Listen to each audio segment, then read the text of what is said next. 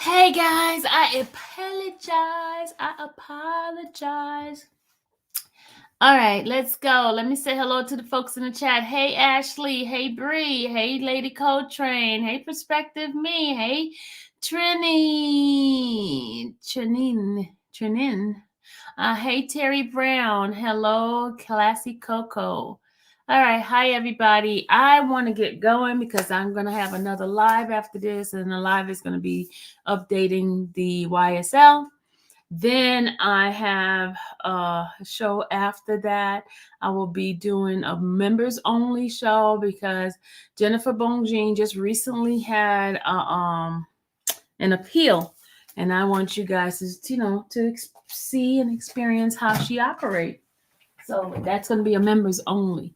And then tonight I will have my Proverbs. Y'all, I'm behind in my Proverbs, but we're going to get there, y'all. We're going to get there, okay? So that's the way our schedule is going to go. So let me go ahead on and go. And then I do have some update on the Fannie Willis stuff. Got my notes, okay? The YFN, as you guys know, the trial officially started on, oh Lord, I see a little lump on my head, like the hair. My hair's starting to grow. See, that's the problem. My hair grows too quick. All right. The trial started this past Monday, January the 8th, and it went from 12 defendants down to 3. There's only 3 defendants, Mr. Stanley, Mr. Boyd, and Mr. Bennett. And you guys want to know their first name, right? Let me go get my notes. Has their first name because I don't want to mess up their people's name. Okay, is Rayvon Boyd, Malik Stanley, and Ray Sean Bennett. Those are the 3 individuals who are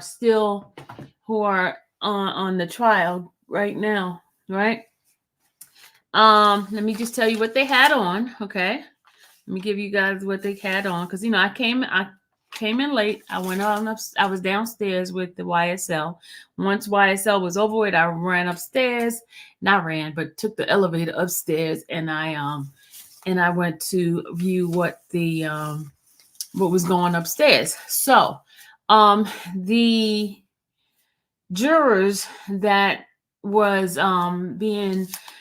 being voir dire was jurors 21 to 30. Remember, I told you he's doing 10 at a time, 10 a day to get through. And I think it's 116, if I'm not mistaken, maybe 120. So he's trying to get all of them done 10 a day, 10 a day, 10 a day until he's over it. It looks like next week he's going to be like almost complete with all his jury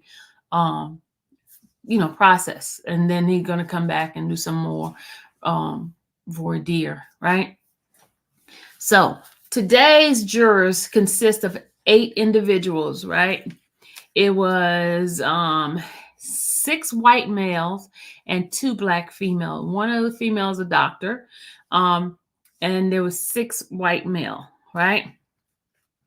And out of the 8 individual, 1 juror was let go, and that juror was an individual who was a casualty customer service representative for an insurance company. And in his voir dire, he talked about how he deals with a lot with court system. He goes to court because he has to sometimes have to be subpoenaed for his clients, but the reason why he was taken off, because let me tell you, when they talked about the tattoo, he talks about how he can be impartial and non-biased and all that kind of stuff. But when they got to the tattoo part, right, he talked about how he has some biases in regards to tattoo. He said he can get over it because he talked about his daughter having a sleeve of tattoo. But what really did it is when he talked about the teardrop tattoo. He basically stated that he has a bias, and that's a bias he can't get over, right? He also talked about what the Bible said about tattoos on the body, and that he has some strong beliefs in that. But even though his daughter, he learned to, I guess, adjust to it. He says, but based on his experiences with that, he still believes that he have a strong belief, but especially with the teardrop one, it's a no-no. And one of the defendants has a teardrop on his face. So that's a no-no, y'all. So he was let go. And a judge talked. Y'all, let me let me bring him on so he could tell it himself, because the judge, hold on. Let me just bring him in. Mr. Sir Williams, y'all. He got in trouble. But let me let y'all hear it from himself so you guys could understand what happened. Hold on.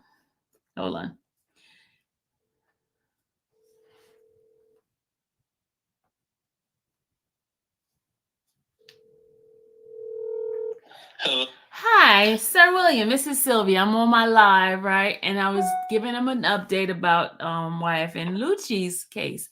And then I came up to the part where your part. So I wanted you to break it down for them, if you don't mind. The part, which part? The part where you got yelled at.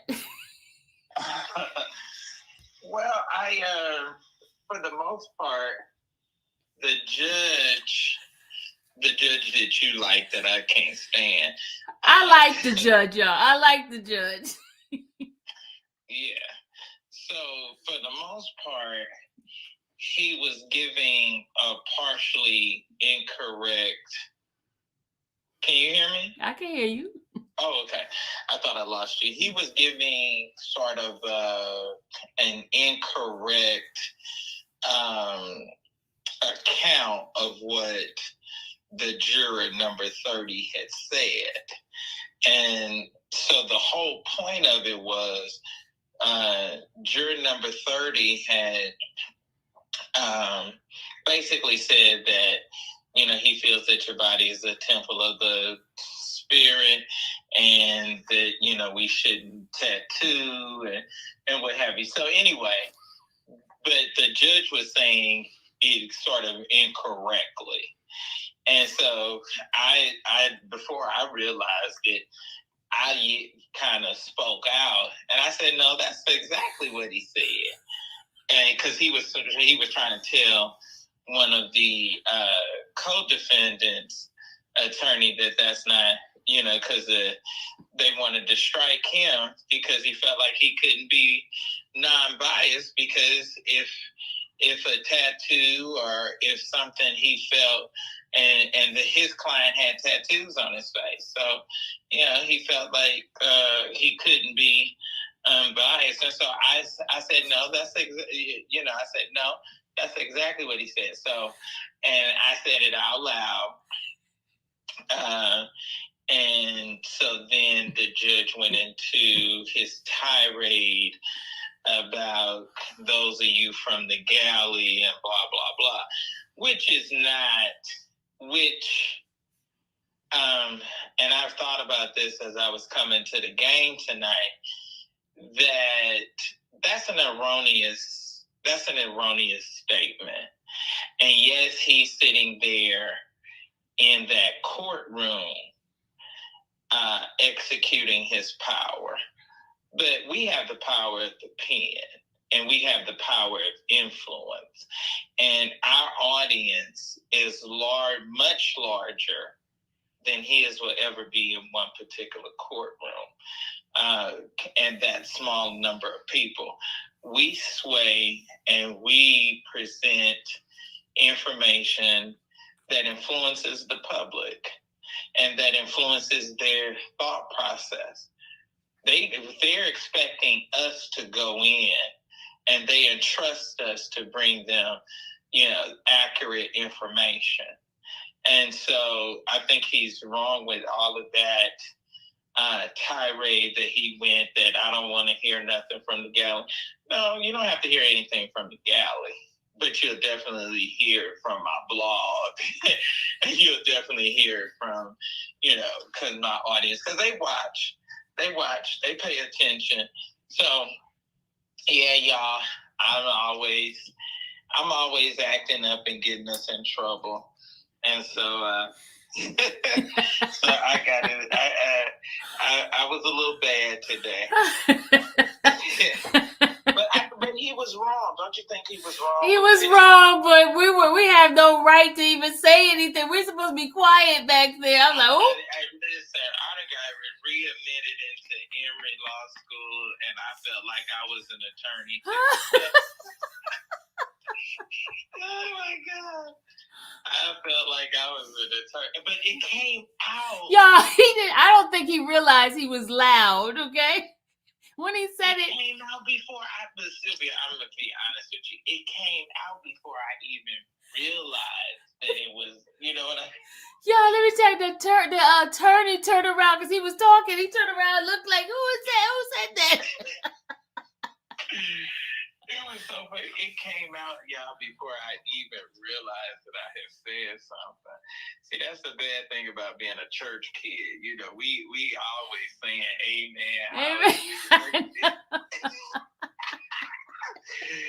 So it got me in trouble today. Okay, but I don't know. I may not. I don't like him, so I may not come.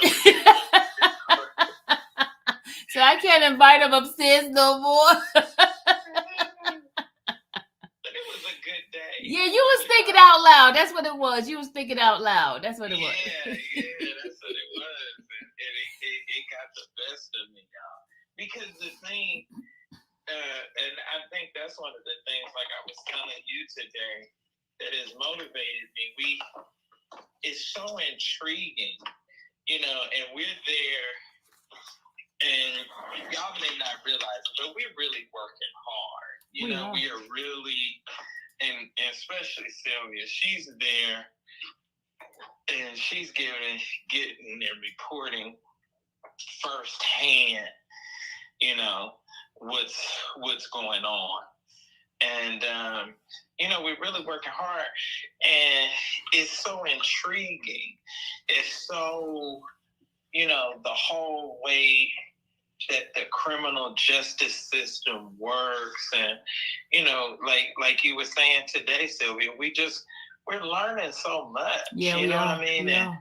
And, how, and y'all don't ever break the law. I'm going to tell y'all something. Y'all don't nobody break the law. Please don't, y'all. Any kind of trouble. Please don't. Because the simplest of stuff will come up in an open courtroom. They had the full thread, almost 1,000 and something pages of these guys' Instagram chat group. They had an Instagram message stream of them and other, guys in the... We're not doing YSL. We're not doing YSL. Don't talk about YSL. Oh, okay. I'm sorry. We're doing YSL. Anyway, so, but Lucci, so they're doing... But the one thing I can say about this judge is it's like night and day, because the speed and the execution and how efficient they're moving their trial and selecting of the jury. 17 jurors 17. already picked. 3 days. 17 in jurors. 3 days. Mm-hmm. That's incredible. And he only has to go to 100 and something, and he's already at 40. We're 30, right? We're at 30. The juror number 30. Yeah, we're at 30. Yeah, and 30 got dismissed today. Yeah, so you got another 10 tomorrow, 15 tomorrow, because he said 15 is going to be tomorrow. So. Right, and he starts and moves on time. Yep. If he said to be back from break at 12:15, but I bet your bottom dollars that man's gonna be there at 1 minute at to 12 it. o'clock. Yep, he's gonna be there. He gonna be there. He gonna be in place. What's his name? Cox. Yeah. But he's very, very good. Efficient. Yeah. Super efficient. And he don't play with them, huh? He's thorough. He's definitely thorough. And I was telling Sir William that he has a video that he plays, like when court first started. He has a video of how to act in the courtroom. His protocol in his courtroom.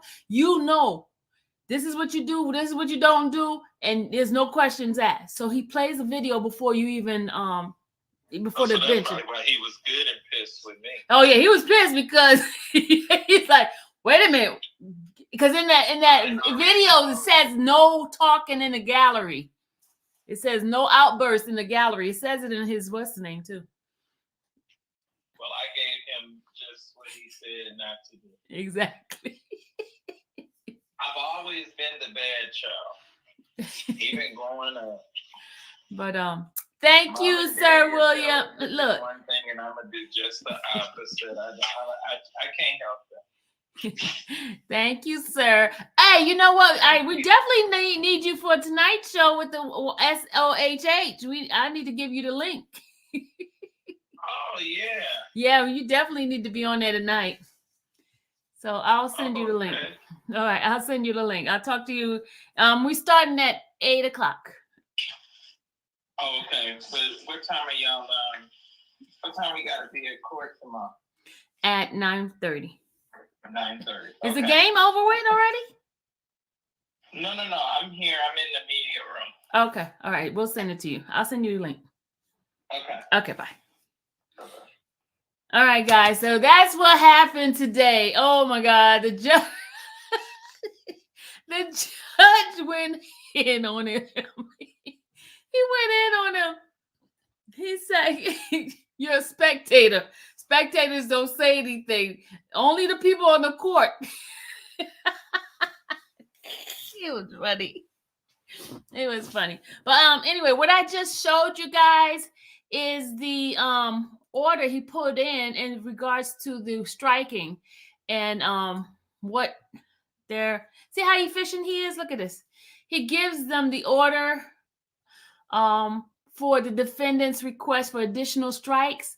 They're going to get additional strikes and the court ruling on the number of alternate jurors. Okay. It says on January 1st, 2021, defendant Boyd filed a request for additional strike under OCGA 17-8-4B, requesting an additional 3 strike to be divided among the 3 remaining co-defendants.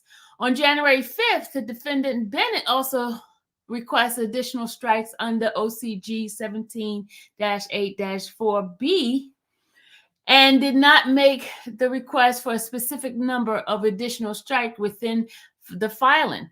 To date, defendant Stanley has not requested any additional strike under OCGA 17-8-4B. On January 9th, the state filed its response to the defendant's request for additional strikes. The state declares that they take no position on the defense request, only that should be the court's granting additional strike to the defendant that the state be given an equal number of additional strikes. After reviewing the filing, the court is granting 3 additional strikes to each side, and for the total of 6 additional strikes. Additionally, the court is setting a number of alternate jurors to 4. So it's going to be 4 alternate jurors and a regular one. So it's going to be a total of 16 people. Okay. The court gives the following breakdown and the impact of these two rulings. On the final qualification jury pool, both the state and the defendants are entitled to a jury of 12. Each side will get 12 preemptory strikes, and the selection of each alternate requires three individuals for a total of 12 as such. The final pool for jury selection requires 48 qualified jurors. So it's 48. So right now they got 17, y'all, okay? Once the court qualifies 48 individual, we will halt the jury qualification section and proceed forward with the striking of jury. It is so ordered the 10th day of January 2024. Judge Thomas A. Cox Jr. You see how proficient and direct he is, y'all? Do you see how proficient this man is? Do you see how proficient he is? Can y'all give me a 1 on that? So, you got your answer, y'all. He has 17 qualified jurors right now. He needs, I guess, 31? Would that make 31? Right? He I don't know. I got to add it up. Hold on a second. Y'all, sorry.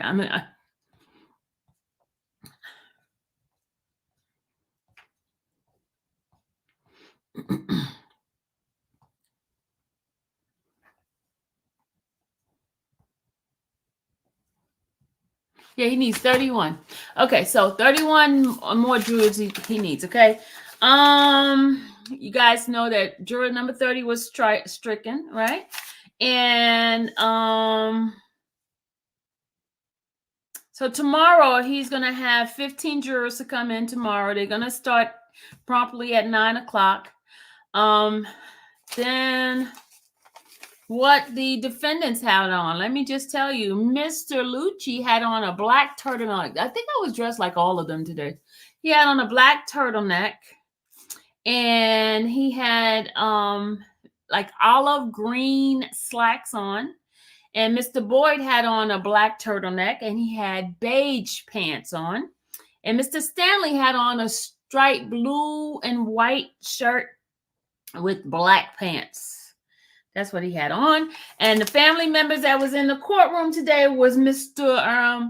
Bennett's family. His parents was there. And that's basically it. Any questions, guys? Any questions? So that's my update on the Lucci, YFN, Rico case. So I will be coming back live. Those who are on my Twitter right now, you guys can come on over to YouTube, because I don't think they putting Twitter onto our feed. But just come on over to YouTube, and I will give you guys an update from today.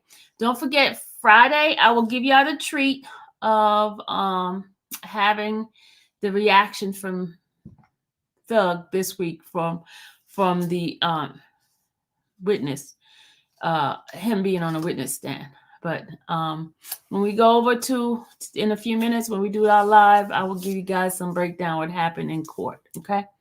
Especially the outburst. You guys gonna find out what's going on, okay? So I'll see you guys later. I'm gonna go get me something to eat, and I'll be ready to rock and roll with you guys, okay? Don't forget, members, I'm going to set it up. We're going to listen to Miss Bonjean on her case with Mr. Norman. You know Norman from Sweetie Pie? She represented him for his appeal today. He had his appeal, and we're going to listen to her arguments, okay? So I will see you guys later. God bless you. Bye.